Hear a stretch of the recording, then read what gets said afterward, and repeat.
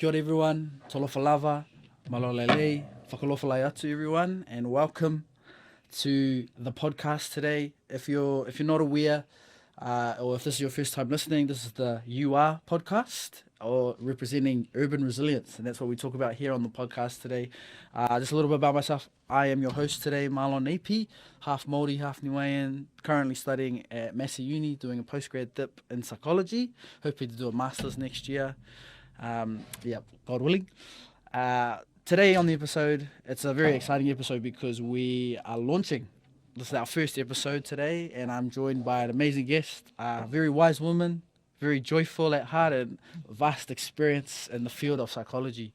I'll just get her to just quickly introduce herself and, kind of tell us a little bit about who she is, the role she's played, and, what she does. So, over to you. Morena, Marlon, and whakalofalai atu ni tolu osi. Talofa lava everyone, and warm Pacific greetings, as they say. It's a privilege and a pleasure actually to launch this podcast, and I guess for me, a little bit about myself. Siautu Alefaio is my name. I'm an associate professor of psychology out at Massey University. Nice. And based out in Albany. We have an Albany campus. For those who don't know, everyone seems to think Massey University is just Palmerston North. So Palmerston North is the mothership, but we also have Albany campus, which is huge, and we also have a Wellington campus. Nice. And so for me, I think a little bit about myself that people may not know is I'm one of only 3 children, and the only girl in my family. So brothers on each side of me. Raised up in Papakura, born down in Dunedin, and went to school in my first, formative years out of Yendara Otara. So a shout out to the I think is it 274? Oh, let's go, 274. Hang on, wait, am I right? I might be wrong. I've totally forgot what the code is for Otara now. Anyway, it's lovely to be here this morning, and looking forward to speaking to you, or having a good galangoanga, or discussion around you are or urban resilience. Oh, thank you. Well, thank you, Siautu. It's it's an amazing privilege to be here and share the podcast episode today with you. For those who don't know, this is our launch episode, and it's our very first one, and we just want to, say at the beginning and premise that what we do here on the podcast is to encourage people, is to make people think as well, but also for people to be inspired by people's stories and the various things that we talk about here as we talk about urban resilience. And we're hoping with the podcast, people will be able to kind of define what that looks like and what that actually is, because urban resilience, as we know, Siautu, is quite a broad term when you think about it. But on today's episode, why you're on is because we want to understand the heart behind, this podcast and how it came to be as it is now. Because for those who don't know, we are blessed to be in Roscommon podcast room out in Manuriua. Very blessed, and we know that all of this equipment in here has been donated generously, which is amazing, and we'll be able to talk about that soon. So I guess without further ado, we'll just get straight into it. Siautu, when we're talking about urban resilience on the podcast, and I think the first question we need to ask ourselves is, because this podcast was obviously birthed out of NIUPATCH, that people may not know. Do you want to just tell us what NIUPATCH is? Sure.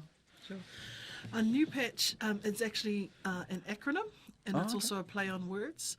So NIUPATCH is spelt N-I-U as in Niu. And it's the Samoan word for baby coconut. Oh, wow. So it's also a play on new as in new, like, how we might say the English word new. But we say new, so we say NIUPATCH. So NIUPATCH is stands for Navigating in Unity. So for me, I think a lot of times we encourage diversity, and we are such a diverse population of Pacific wayfinders and navigators. But one of the things that we have to also remember is that part of actually, I think, the strength of us in being able to navigate so far and across huge distances in the largest ocean of, the world, the yeah. Pacific Ocean, is the unity. And so navigating in unity for me, attached to the word patch, Yeah. which also is an acronym meaning that each letter stands for something. Yeah. Wow. So PATCH is Pacific Approaches to Community Humanitarianism. Wow. Okay, lots of words, lots of long words, but because we're an academic institution, I mean, we're a university, for me it was also trying to get like a catchphrase as well. So if we bring it together, new patch, Yeah. essentially for me is that what we're trying, or the heart of it is really making visible or bringing to light all the amazing stories, histories of strength that our Pasifika communities have already, especially in times of crisis. I mean, resilience for me is really about the ability to bounce back from hardships. But because a lot of my work since the 2009 tsunami in Samoa has changed, I guess, or it's I guess the word is evolve, we grow as things change. And as a psychologist responding to the 2009 tsunami, that was a first time for me. My background is educational psychology. So I registered in 2001 and worked in special education, and then did a lot of work in private practice, out in working with youth offenders, and then doing some work in the prison itself. But when the call came to respond as a Samoan-speaking psychologist to the tsunami, that was, a whole pivot for me. So we're all used to this word pivot, and basketballers know it better than anyone else because they're constantly pivoting. But pivoting across to disaster response and humanitarian disaster and humanitarian response was a new thing for me. And so it was, but psychology and practicing as a psychologist is the same. It's just changing it to a different context, or changing it to a different environment.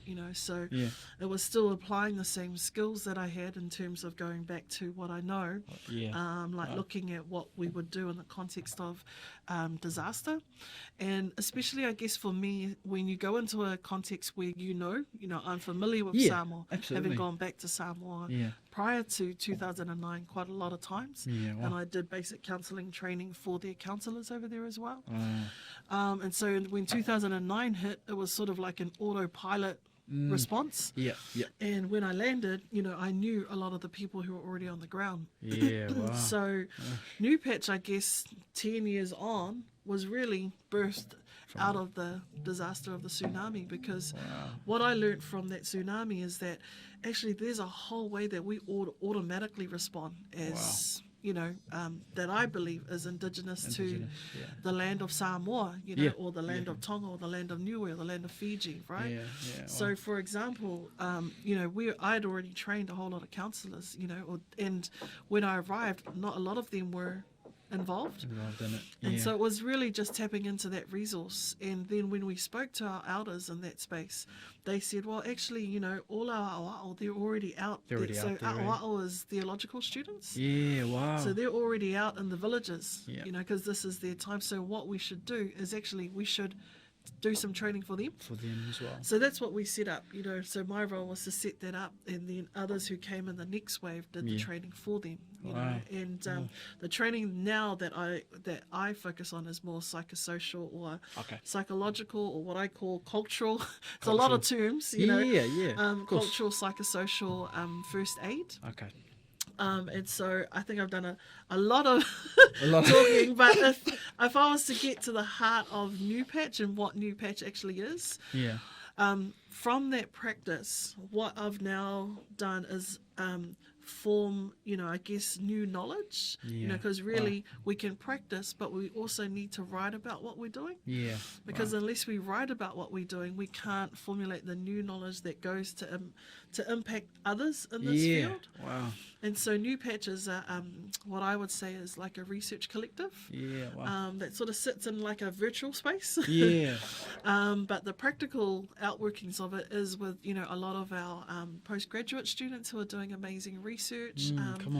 but then also I think really partnering with communities. Sometimes we feel like we have to do everything, but actually I'm a big believer in partnerships. And absolutely. Wow.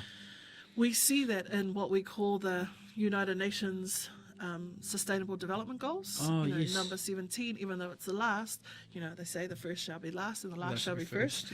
Number 17 is all about partnerships. So for me, NIUPATCH as a research collective is all about partnerships. And that's how this podcast was birthed, because I had got wind that Roscommon was looking for funds to do like a podcast room, and they were unsuccessful in a lot of areas. And then when I heard about it, I thought, gee, we're doing work in the urban resilience space for Quake Corps, and Quake Corps, who's our other partner, who funded this whole initiative, is actually what we call a core, so another acronym. In New Zealand, there's only around about 10 or 11 of them. So it stands for Centre of Research Excellence. And so as a core, its sole focus has been on earthquakes. The study of earthquakes, especially since the Christchurch earthquake. So because of that, what we did was put in a proposal, that actually a podcast in this urban environment may help us to, make aware the issues of our community. Because prior to any disaster, the way in which a community is will determine how they respond, right? So or how they'll recover. So for me, it was really important for us to actually get behind how is our community, how's our Pasifika community. There's a lot that's written in urban development and spaces of earthquakes and disasters, just in general population, but not a lot is known about how we respond in Pacific. So this podcast for me, your podcast or Urban Resilience podcast is really about how Pasifika people on an everyday basis respond to life's challenges. Because if we understand that, then we'll understand when a hazard hits. Like, we don't call them disasters per se. An earthquake, a tsunami. Well, I have to say that because Jane Rovins, who's our disaster expert, would say, Siautu, there are no natural disasters, it's natural hazards. So this is a shout out to Jane. That what I've learned along the way from a lot of the people who have been working in disaster risk reduction or disaster risk resilience is that actually the hazards are natural occurring things, flooding. It's only gotten worse now because obviously of climate change, and so we're looking at the severe weather impacts now. But where the disaster comes in is actually the impact on people's lives, right? So for example, in Christchurch, the timing of that earthquake, right, and the amount of people that were in those buildings created that disaster. And then the planning of that building, and that's why you'll see a lot of the research going into Quake Corps now is all on the buildings, right? How were they building? What were the engineers? What were the equipment? Like, what was used on those buildings that then caused it to not last? Because that's why they draw on like countries like Japan, who are like they're in their natural habitat. And earthquakes is their everyday business, right? So while I'm not a geoscientist, listening to them makes me aware that, man, we've got a lot of Pasifika indigenous knowledge, right? It's true. So in the islands, there are ways in which they build, for example. So in the tsunami, what lasted and why we actually had a high rate of, in terms of the damage that was done physically to people's like bodies, like there were a lot of deep cut wounds, and that was because of a lot of the materials that we're using to build our whales over there. It's like a lot of steel or aluminium, and those things cut people really deeply, so the death toll was quite high because of, they say there was a lot of those a lot of harm that was caused by that, but actually the natural building material that didn't have any of those, that wouldn't have had that much of impact. So that's why the research is really important to actually have a look at. this area. That area. Wow. I've spoken too much. Wow. No, that was good. Thank you for that, Siautu. And I think one thing I kind of picked up on there, not just with NIUPATCH, but I think just the Pasifika Indigenous communities as well, is that we have, I mean, I think back to my grandparents when they came over to New Zealand on a boat, and they sought a better life, obviously, because, you know, there wasn't much opportunity in the islands back then. And when they came here, yeah, it was resilience right away. One, learning English, because, you know, English is not their first language, but also learning how Aotearoa, New Zealand, how it works in terms of society, on a society level, community-wise. They grew up in Greyland. And as we all know, you know, Greyland was quite a hub for Pasifika communities back then. And one thing I really got from you is that, yeah, Pasifika communities, people are quite resilient in terms of what we've had to go through over the last few years. And I think even thinking back to it now, like where we are in history right now, it places us at a very interesting time, obviously, because of off the back of COVID and the pandemic and uncertainty around how that impacts different people. And obviously there's been a bit of, I guess, targeting around South Auckland as well in terms of, you know, they're spreading it and all that kind of stuff. And all that to say, and premise to say that it's amazing when you take lived experiences and you look at people's lives and you actually look at them and analyze them from a, like you said, a day-to-day basis, because actually living out on a day-to-day basis, no matter what context you find yourself in, there is resilience in some aspects or in some ways, which is such a beautiful thing when you think about it. And I guess my next question to you, Siautu, now that we know what NIUPATCH is and how this podcast was birthed, how would you say this podcast would bring value to people that listens to this, in terms of what do you think people can take away from the podcast? I think for me, there's a lot of new research that's constantly coming out in this area. You know, in terms of disaster and humanitarian response, resilience, and I think for me, those who would tune into this podcast would learn a lot about what's happening from that space, you know, but also learn about what Pasifika people define as resilience for themselves. Having guests on board that are Pasifika, who are living in these communities, who are facing different challenges and what I call are already in climates of change, you know, because actually poverty is number one, you know, even on UN SDGs, again, United Nations Sustainable Goals, you know, number one is poverty reduction, you know, no poverty. And yet we know for sure, you know, Pasifika are the lowest paid workers here in Aotearoa, New Zealand. So even though we came over in the 50s and 60s and built the infrastructure of this country, our pay is still the lowest.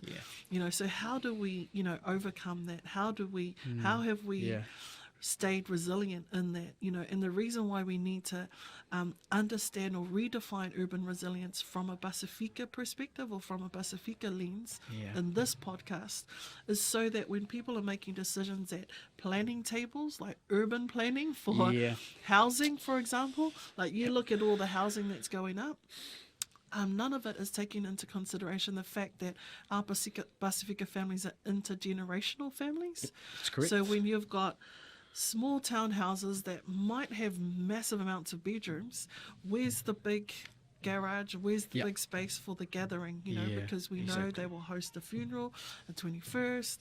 You know, there's always lots happening in that space. Yeah, that's right. And you know, they need cars because there's no good, unfortunately, transport for the places where we, you know, predominantly live in.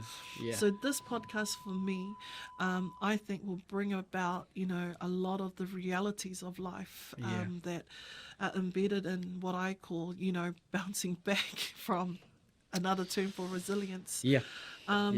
From the difficulties and challenges in life. So I think for me, tune in also to hear from a variety, I think, of guests that we are always engaged with in the geoscience space. You know, like we've got the likes of Professor David Johnston, Dr. Jane Rovins, like, we may shy away from, you know, like academics or professoriates and think, oh, they're big people, but actually when you get behind what they've got to say, they've our hearts are all the same. Yeah. All they really absolutely. want is to help people Yeah. recover Yeah. and So actually do better, Yeah. right? So for me, you tune into this podcast, you'll always learn something new on Yeah. every Wow. podcast. I can guarantee that, you Yeah. know, yeah. Wow. Because there's so much good information out there. Yeah. And my heart is that the good information will dispel a lot of disinformation that's out Yeah, there. You know, wow. so what we need to do is, you know, I'm not saying that only professors or everyone has good information. We've Yeah, got I know. all of our local community people coming on here as well. Oh, and for absolutely. me, that's gold. That's great information. And for me, we need information to circulate well. Yeah. So And good. so, for me, tuning into this podcast, I believe you'll learn something new each podcast. And Yeah. I pray and hope that there'll be gold nuggets that they'll take away each time. Yeah, wow. Yeah, and just to speak to that, Siautu, as well, and everyone that's listening, everyone has a story. Everyone has a story. I think everyone can relate to hardship, and everyone can relate to difficulties, and everyone can relate to some level on what it's like to go through tough stuff. And resilience, I think, is a perfect word that describes, as you were saying, Siautu, that describes, bouncing back that whole. It's like when you pull back like a rubber band. It's like when you pull it back enough of pressure, Yeah. you know, but then it always goes back to its original shape. And I think it's like in life sometimes when things get hard, people get pulled, people get stretched, or no matter what it is, whether that's a natural hazard or if that's even just personal circumstance with the loss of a family member or a sickness, a diagnosis that's maybe not the best you want to hear. And people and human beings are fascinating. As we all know here, and on the podcast, we just, like Siautu said, there's a range of people. You're doing psychology, right? Yeah. Oh, you're doing psychology, and we're all here to draw out. You know, I feel like, as you said, Siautu, the other time we were talking about, I feel like psychology a lot of the time is just drawing out things out of people, and it's the gold in people that maybe themselves they don't know or they don't recognize, but it's there. And so just to ask the last question, because you've already answered kind of my third question I was going to ask.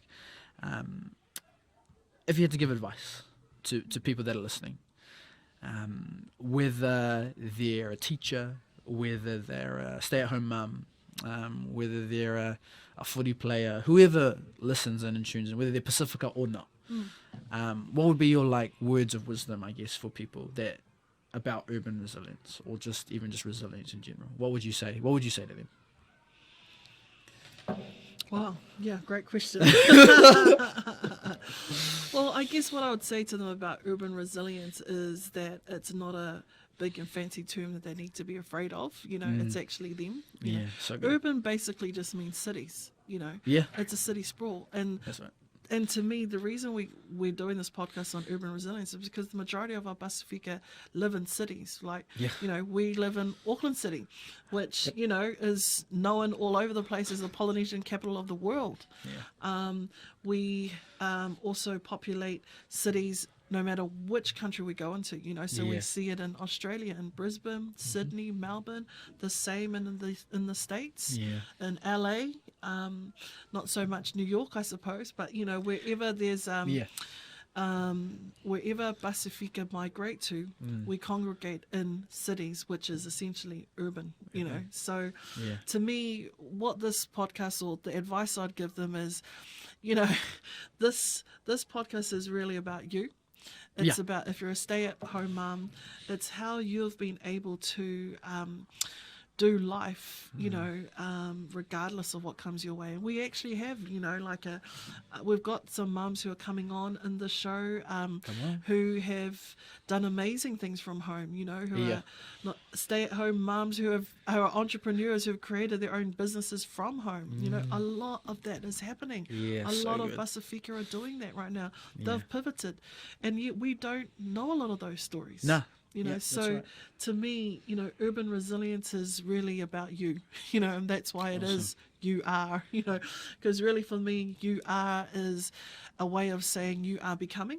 Wow. You know, and I love that whole thing about becoming, you know, because the story isn't over just because, you know, you're at home looking after your children, or you're, you know, out there trying to make a team, you know, on the field. You know, you're just becoming. Yeah. But I think for me, resilience has been able to draw strength from those who have gone before us. Yeah. So good. And I think of my late mother here, who passed on in 2017, but did so much for our family, and I realised that for anyone listening, draw on the wealth of what you've been given already, in those hard times. Yeah. Wow. And press forward, because it's always a new day. Yeah. Always a new day, Marlon. Yeah. And I think for me, if absolutely. there's anything to sum up my thinking about urban resilience, there's always a new day. Yeah. Yeah. Wow. Well, thank you for that, Siautu. Thank you for those words of wisdom. Much appreciated. With that being said, we're gonna end it there. We're gonna thank you so much. I hope everyone that listens to this and watching, I hope you've enjoyed it. I hope it's blessed you in some way, encouraged you, and just made you think a little bit about your own life and how you yourself are resilient. We thank you so much to everyone. We pray you just have a blessed week, and as well, if you've enjoyed this content, make sure to check out our website, NIUPATCH.com. It's got all of our other content that we've got on there that we'll share, and hopefully we'll be able to share it here on the podcast as well as we get deeper in as well. You can follow us on Facebook. It's NIUPATCH again. So just search that up in the search bar. You can follow us on Instagram, again, NIUPATCH as well. And you can follow us as well on YouTube, which is also just search up NIUPATCH. So thank you everyone for listening. Thank you so much. Siautu, thank you for coming on. You're welcome. And as my niece, my 8-year-old niece would always say, she practices those YouTube things, and if you like it, give us a like. And I don't even know what that means. oh yes, that's actually a good reminder. If you like this content, yes, please like, subscribe, share, and comment, and let us know what you think. All right, thank you everyone.